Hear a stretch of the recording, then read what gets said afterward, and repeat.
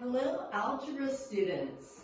Hopefully you've been able to take a look at the sheet that we're going to work on today. And what we're going to work on is multiplying radicals. So it's great if you were able to print this out, but if not, you can just copy the problems because this is what we're going to work on as our notes today. So when you're multiplying radicals, you're going to multiply what's under the radical. So these we call the radicands. So this would be the square root of a times b. Here, if I say the square root of 5 times the square root of 2, that's just going to be the square root of 10. Since 5 times 10x is 50x, but we cannot stop there, right? Because remember, we still need to look and see, are there any perfect squares that go into my radicand, that go into the expression under the radical? And 50, I could write that as 25 times 2x. So I would then be able to say, oh, 25 is a perfect square. So this is going to be 5 times the square root of 2x. Sorry, I wrote kind of big on that one. Then if we jump down and look at a couple others here, 7, this means x times the square root of a. This means y times the square root of b. So this is really just saying x times the square root of a times y times the square root of b. I can put things that I'm multiplying together in any order. So I'm going to put x times y times the square root of a times the square root of b. So that would be xy times the square root of ab. So this means x times y times the square root of a times b.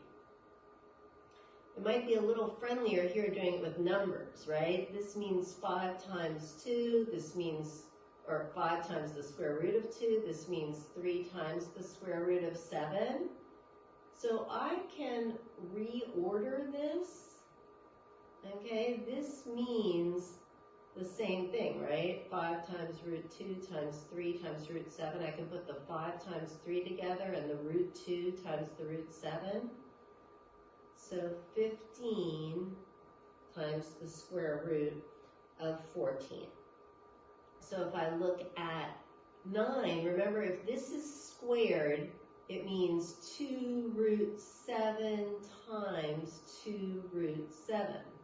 I always think it just helps to write it out to remind yourself what that's saying. So it's 2 times the square root of 7 times the square root of 7.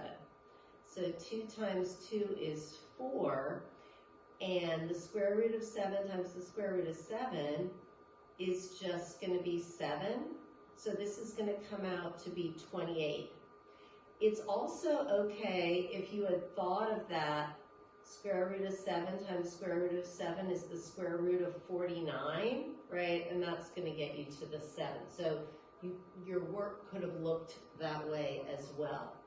So then we're going to just look at number 13 now. Again, I'm going to write this out. Square root of 5 minus 3 times square root of 5 minus 3. It's a binomial times a binomial, so I'm going to have to FOIL, right? So my first term, square root of 5 times square root of 5, is just going to be a 5, or the square root of 25, which is 5. My outside terms give me minus 3 times the square root of 5. My inside terms give me negative 3 times the square root of 5. And negative 3 times negative 3 is going to be a positive 9. So I add 5 plus 9 and get a 14. And I add these like radicals. So now if you look at the other side of the sheet, we can what's great about these puzzles is it's a great way, if you find your answer, you know you're doing it right. So here, I'm gonna have a binomial times a binomial, and it's a good idea to do this work on a separate piece of paper, but just so you can see, I'm gonna just do it right here. And kind of if I multiply the first one's kind of like the F of FOIL, right? 5 times 5 is 25. My outside terms would be 5 root 2. My inside terms would give me minus 5 root 2. And when I multiply the last ones, that's going to give me minus the square root of 4, which is 2. So these terms cancel each other out, so I'm left with 25 minus 2, which is 23. Okay, so the nice thing is, here's 23. So I can find up here, right, problem 1 is going to be an O. Just doing maybe one more on here, I'm going to jump down to number 11. So I'm going to distribute 5 root 3.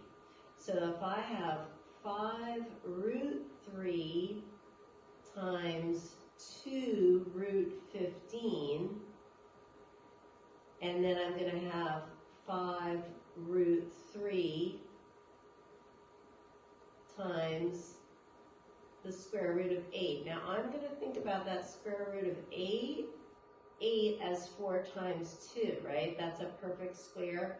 So again, I think anytime you're working on these, it helps to say, what are those perfect squares that I'm looking for? 2 squared, 3 squared, 4 squared, 5 squared, 6 squared, and so on. Those are the perfect square factors. So I can rewrite the square root of 8 like 2 root 2. So now I'm going to have the 5 times 2 is a 10. The square root of 3 times the square root of 15 is 45. Then 5 times 2 is 10.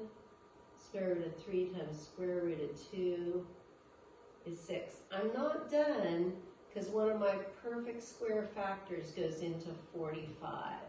So if I rewrite 45 as 9 times 5, square root of 9 is a 3. So when it's on the inside or under the radical, it's a 9. When it comes out, it's a 3.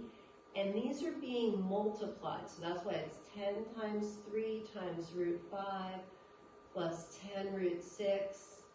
So you can see why I really want you to use a separate piece of paper for these. And luckily, right, there's our answer. So 11's going to be C. So again, please, if you get stuck on any of these, okay, it's okay to text me and say, and show me a picture and say, what did I do wrong? Okay? So good luck with this, and we look forward to our Zoom meetings this week. And that's another great place that you can ask us any questions.